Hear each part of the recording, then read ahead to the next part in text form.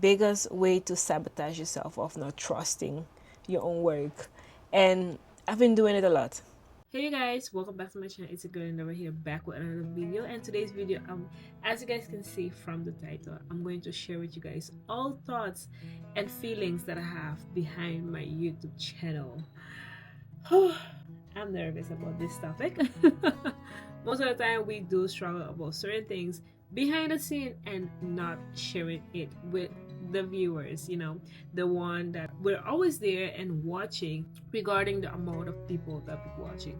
So I'm gonna share with you guys the real feelings and thoughts that I've been having lately behind my platform, my YouTube channel, or my life as a content creator. I have started my YouTube channel since 2018. That was a pretty long time ago. For some reason, I have been feeling stuck. And I'm going to tell you guys the top things that I have done that is wrong and what I have learned along the way while I was brainstorming and overthinking and taking so much time to figure out what I'm actually doing wrong and what I can do better in when it comes to my YouTube channel. I've been watching videos over and over. I've been watching other people content over and over, and I was comparing my content to other people and telling myself that, hey, my videos are not that good enough. But we're getting there. There were 3 things that I have been doing that are so wrong. One of the things that I was doing was looking at the numbers as my subscribers and my viewers.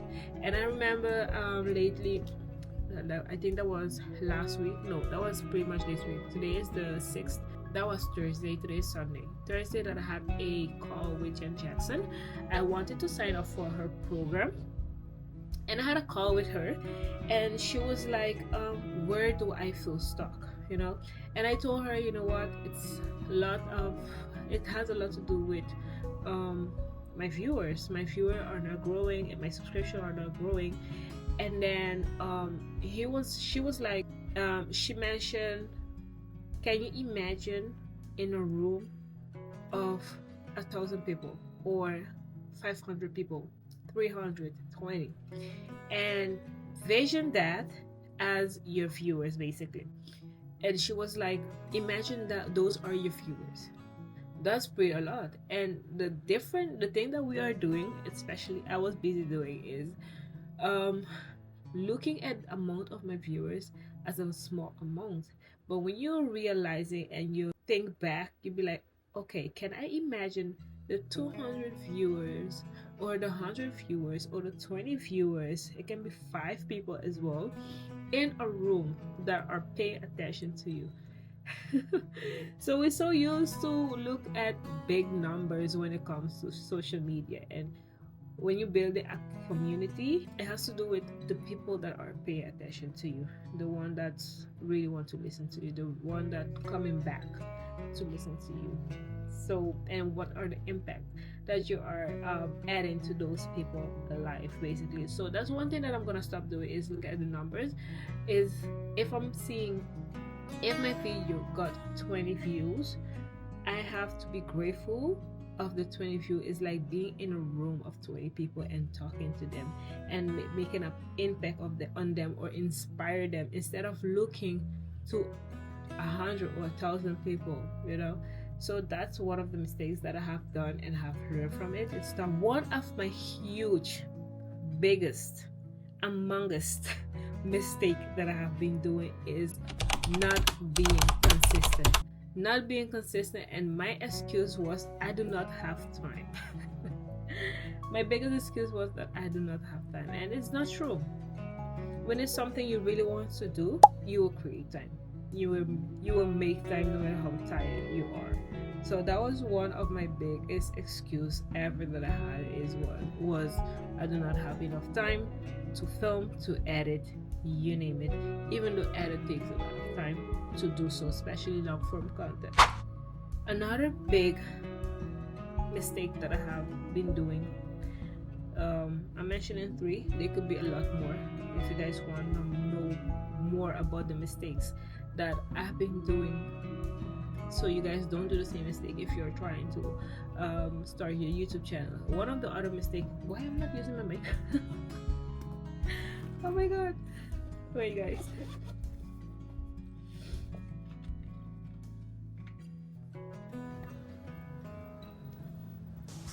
Yes, there you go. Another mistake that I have been doing is, and I'm very guilty of it, and I know a lot out there is very guilty of it as well, is having your content sitting on a draft. I cannot be more guilty enough of this. I've been having my content sitting on a draft, sometimes long form content that took me a week or a day. Sometimes it's also edited, and still I have not published it. And I don't know how to describe it. I think it's the worst thing to do. Having content filmed, edit, and having it sitting on your draft like it was just a useless thing is the biggest way to sabotage yourself of not trusting your own work. And I've been doing it a lot. I have a lot of videos sitting on my draft and not being posted. So now I've been learning how to know when my inner critique is taking over. Basically, the things that I would say to my own things that are negative, so I do not have to do it. And I remember I have posted on my story that I am learning and of how to detect my inner critique. And if you guys want me to share a little bit more about it, definitely leave a comment below. I will definitely share it, of how to notice or know when my inner critique is taking over. Once you let your inner critique take over, it will set you up to failure. Basically, let's not change the subject. I will do a separate video of me figuring out how to analyze or notice or detect my inner critique and how did I overcome it, basically. So my inner critique was so strong that I will watch my own content and say so many negative things about it. When I say negative things about it, is like, I was looking good at it. I don't think I spoke well enough. I don't like how my voice sounds like. So those are the kind of critique I was giving to my videos, so I do not end up posting it and have it on a draft or even delete it. So basically, that's something that I had to work a lot on, which is work on stop having my work on draft, sitting in draft, or filming and not editing or not posting it. So that's one thing that I have been doing so wrong, and I promise myself to work on them. What I want to do better, the things that I want to do better, is do it anyway. So that's where I'm going to fight with my inner critic. Do it anyway in a sense of this video right now that I'm sitting and having conversation with you guys. And my light is glitching, yo. Do it anyway is edit it and post it without go back and try to criticize every single detail about this video. Do it anyway is just switching the camera and film. Like right now, I was laying on my bed and say, let me get up and just film. So those are the kind of things that I would say, do it anyway. Another thing that I will start doing is investing into coaching, and also invest what type of content that will help me to take the leap of faith, take the action, not content that I will start watching and compare myself.